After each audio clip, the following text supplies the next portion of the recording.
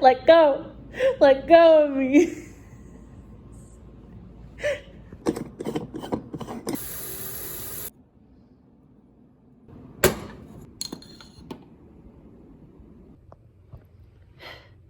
Hi. Okay. It's been a minute. I know. But I do have plenty of updates, so that's what this whole thing is about. I'm not gonna promise a frequent upload schedule, not with my current work schedule. But speaking of work, I'm going to tell you guys what I've been up to. I quit journalism. It was a very thought out process. It wasn't like I just woke up one day and I was just like, I'm not going to be a journalist anymore. That's not what happened. It happened over the course of a year, roughly, throughout all of 2021, basically. I was starting to sort of like doubt what I was doing. I was like, is this really what I want to do? I don't know if I could do this the rest of my life, sort of thing. But at the same time, I didn't want to just quit. I had gone to Ball State and I got a degree. I wasn't going to put that degree to waste when I spent all this time and all this money and all this energy into this career that I was going into. Plot twist, the degree is just a piece of paper that I could use for a lot of other jobs. So it's no worries at all. So it started small, like in smaller doubts. And I kind of thought that I wanted to stay in journalism when in one of my newspapers I had gotten let go. I have my own theories as to why. They never really gave me a definitive answer as to why. So I have theories, but I don't know for sure. And so while I was frantically looking for a job, I actually took a temporary part-time position as a substitute teacher in high school specifically. Even more specifically for the JAG program. And if you've been on my channel, you may have seen that video where I was a former JAG student, so I know JAG in and out. And I ended up getting a job working at Fox 59 downtown in Indianapolis. And for those of you guys that aren't from Indy, Fox 59 is basically the top news station in Indianapolis, in Indiana, the whole state. Our coverage district is basically central Indiana, so like Indianapolis, Johnson County, Hamilton County, which has like all the rich areas, things like that. So you're gonna see a lot of that stuff in Fox 59. But that's where I ended up working. However, TV journalism is incredibly different from newspaper journalism. Newspaper journalism, you know, you have your stories, you write your stories, you're all set to go. You have sort of a set schedule, and it's those office hours that the newspaper itself is open. 9 to 5, basically. TV is 24 hours, especially with a station like Fox 59. It is a 24-hour news station. So we're gonna have a lot of weird scheduling. My schedule specifically, I was working 3 p.m. to 11 p.m. from Wednesday through Sunday. My days off were Mondays and Tuesdays, and I worked weekends, I worked holidays. I worked a schedule that I was very not comfortable with. When they were telling me the schedule, when I was being hired, I thought, okay, yeah, that's fine. I'll work my way around it. I didn't realize the mental toll that it would take on me. I did not realize until I started working in it, just how little time I would have to myself and to spend time with the people I care about. A lot of people in journalism are very introverted, so that stuff doesn't really bother them. Whereas, you know, I am very outgoing. I'm a very extroverted person. That bothered me a lot. I couldn't see my friends. I couldn't really see my family. On my few days off, nobody else was off. So I just kind of had nothing to do ever. So I really felt like I never had a break. And it was one of those jobs that ended up eating away at me. I couldn't eat, I couldn't sleep, I couldn't breathe. And it's not that Fox 59 is a toxic work environment. I really enjoyed the work environment. The people there were lovely. The work I was doing was fine. It was 100% the schedule that I just couldn't handle. However, this was something within journalism that had been a thing, even with newspapers. And so when it happened with TV, it sort of just nailed the point home. And it's the type of content that we had to put out. Of course, you have your typical like business opening, business closing, you have feature on this person, you have feature on this event. That's normal. That stuff I could do all day. That's real easy stuff, real nice, real simple, real lighthearted.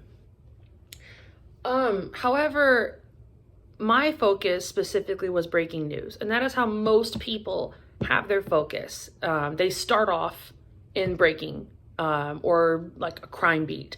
And here's the thing, with the pandemic and with everything going on, things have gotten bad. I don't know if it's like this anywhere else, but at least in Indianapolis, it's very, very bad. Indianapolis had passed its all-time historical homicide record. All time. In 2021. So that was intense. Literally every day I was having to send a reporter to a person shot. Every day I was having to send a reporter to a person stabbed. And all the time, day in, day out, it was death. That's just journalism as a thing too. It's not even exclusive to TV news. Journalism, day in, day out, is death. And then, of course, there was those one-off stories about people being arrested for doing something so ungodly horrible that it made my stomach turn. I have gone home several nights sobbing my eyes out at the thing that I had to write. It was heavy. It was very heavy stuff. And a lot of journalists, they get very numb. They get very bitter. They cope with humor, they cope with alcohol, they cope with marijuana, they cope with very unhealthy mechanisms. I feel like no one in the newsroom sees a therapist when we should. And I'm including myself in this statistic, by the way. I don't have a therapist anymore. I used to have one in college, but therapy's expensive. I don't have one anymore. So that was just a journalism thing. Like even when I was working in a newspaper, I was having to write about awful people doing awful things to other people. And I just couldn't take much more of that. And I felt that I was starting to become numb to it. I was starting to make jokes about the situation. I felt that I was becoming desensitized, and I couldn't do that. I didn't want to be numb. I didn't want to lose empathy in other people. It's so terrible. It took me so long where I was just hoping with everything in me to become numb to what I was writing, to where when I was actually becoming numb, I became scared of it. And it's a lot. It takes a very heavy mental toll on you. A lot of journalists, when I announced that I was quitting, and when I listed this as one of my reasons why, I've had several journalists come up to me and they were like, yeah, no, we really don't talk about it. We really don't talk about just how heavy this is every single day and how this adds up and gets worse over time. So it's a lot. It's a lot that I couldn't handle, which is really a bummer because I had such a naive vision of what news looked like. I had such a very childish and a very innocent way of looking at what a journalist is supposed to do. And there are a lot of good journalists out there. There's a lot of really good, reputable people out there. But the problem with journalism also comes from the fact that we are privately funded. We're not publicly funded by any means. It's not like teachers who get their funding from taxes or anything like that. It's not like the police force that has government funding. We are privately funded by private businesses or private people. The Washington Post, for example, is owned by Jeff Bezos. And so, of course, there's going to be, if anything, at least a subtle bias because they don't want to piss off the people that own them. I thankfully never ran into that issue at Fox 59. But then again, we weren't owned by Fox itself. We were barely affiliates with Fox. We were our own thing, owned by a completely different company. And the company that owned Fox 59, Nexstar Media, they never really interfered with anything. They were just kind of like, cool, here's our policies and do what you gotta do. But that became a problem that I noticed, is that people were also writing not just to get the information out, but they were also writing to make sure that they had saved their ass. Now, of course, there is a huge benefit with being privately funded, and it's to avoid corruption from governments for being government funded. However, that doesn't avoid private corruption with private businesses or private news forces. The people that I worked with at Fox 59, all wonderful people and all very credible people. It never really affected me personally, but I was seeing it everywhere. I was seeing it in the other news media, and therefore people would lash out on us. People would blame us for being the reason why other news media is for being the way it is. And that's a sad reality, is bad apple spoils the whole bunch. And so I was seeing the bad apples, and so we got bunched in with it. Dealing with the people was also very difficult when breaking news was happening. Dealing with people sobbing on the other side of the phone, begging me to help them however I can, and I couldn't do anything. The feeling of helplessness is something that a lot of journalists have to get comfortable with, and I never got comfortable.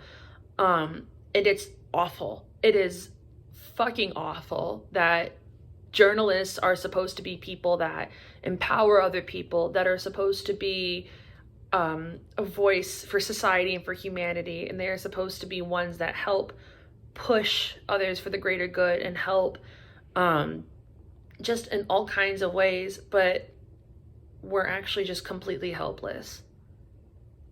Completely. And people get mad at us for it, and I can't blame them. I was mad at us for it because that's why I joined journalism, to write and to share information and help other people.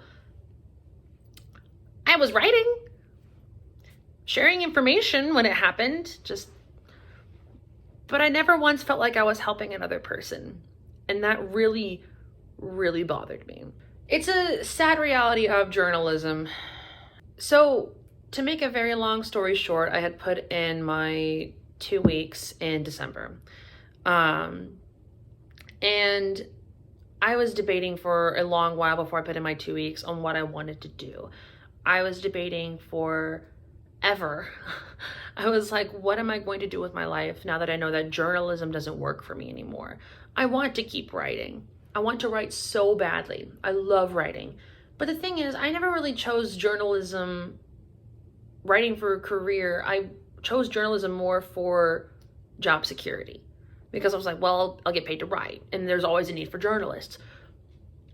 Whereas creative writing, on the other hand, it's a lot less likely to be paid for it, because you just have to make it in creative writing in order to make money off of it.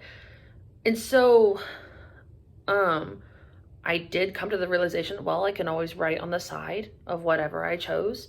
And I am working on a project. However, I never had the energy to do this while I was working in journalism, because I was writing day in, day out, awful things that just drained me mentally. And I was working this awful schedule that had drained me physically and mentally. And I didn't want to write anything anymore. And that was scary. That was genuinely terrifying. So now that I've quit, I am writing again. I've found inspiration coming back. I have felt a new love with words. So it's nice. But I was sitting there thinking, well, if I'm going to write on the side, what am I going to do that is, you know, relevant with journalism because I have a degree in it? What am I going to do with my life? And what would I be comfortable doing for the rest of my life? Since journalism clearly wasn't fitting the cut. And I was thinking back to that part-time job that I had picked up in between journalism jobs where I was a substitute. I started thinking about how much I missed those classes, how much I loved working with the kids, how much I really felt like I was doing something good when I was teaching high schoolers, basically preparing for college and careers.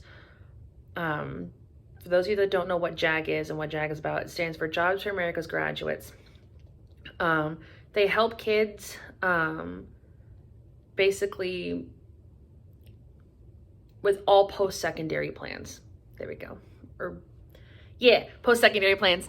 So that could be college, that could be trade school, that could be military enlisting, that could be straight into a career, that could be an apprenticeship, could be all kinds of things. And what I was doing was getting them ready with employability skills, with life skills, with just everything they need to know before going into adulthood. JAG is exclusive to juniors and seniors in high school. So it's an age range that I still relate to. I'm only 22 years old. So if anything, it felt like talking to a little sister or a little brother.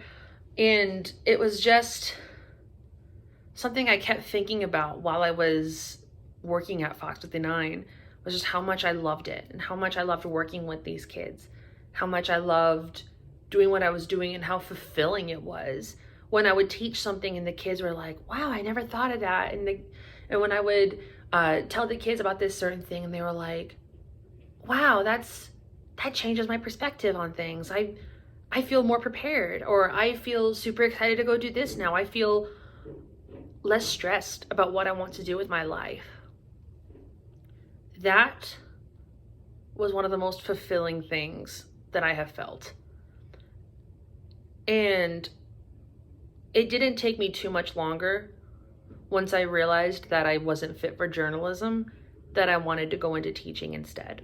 So I quit, and my first day back at JAG was in January, and I was subbing mostly, but a position had recently opened up at Avon High School here in Avon, Indiana, for being a JAG specialist.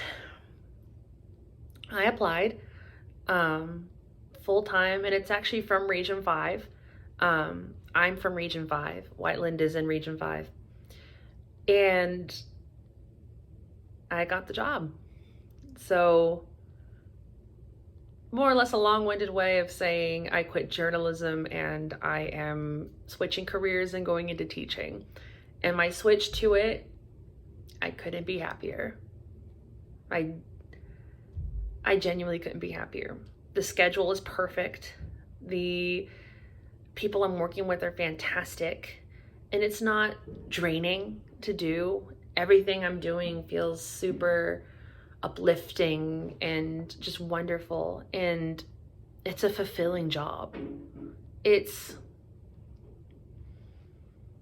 I feel like this is what I want to do for the rest of my life. And I know it feels very cheesy to say, because a lot of teachers, that's what they're saying. They're just like, this is my life forever. And it genuinely has become my life. And I am so happy. I'm genuinely just over the moon. In other news, I'm working on a novel. I won't reveal much about it yet since it's still in early development. But it is in progress. and hopefully should be done, or at least the first draft of it should be done by the end of the year. If I follow these deadlines anyway, woo! Partner and I are talking about getting married. Life is good. Life is very good. And if anyone would have told me back in 2020 that my life would get better, I wouldn't believe him. Everything felt so bleak. Everything felt so bleak for so long, and 2021 was even worse. But life became better. So, if nothing else from this video, I just want you guys to understand it gets better. It will always get better. Time heals all wounds, and this too shall pass. So, anyways, I'm gonna get off my soapbox now, and not gonna promise any frequent uploading schedule, but I do have a lot of video ideas in mind. Don't know if I'm gonna have the time, don't know if I'm gonna have the energy. Not gonna promise anything. I'm not gonna promise shit, but it is still something I like to do, so it's still something I keep in mind. So yes, if anyone wants me to make any certain videos about teaching, if anyone wants me to share any lessons I'm putting together, I am more than happy to talk about that. And of course, once I get further on in my novel, I will happily talk about that novel too. So let me know. And I hope all of you beautiful people have a beautiful day. And I will see you in the next video. Bye-bye.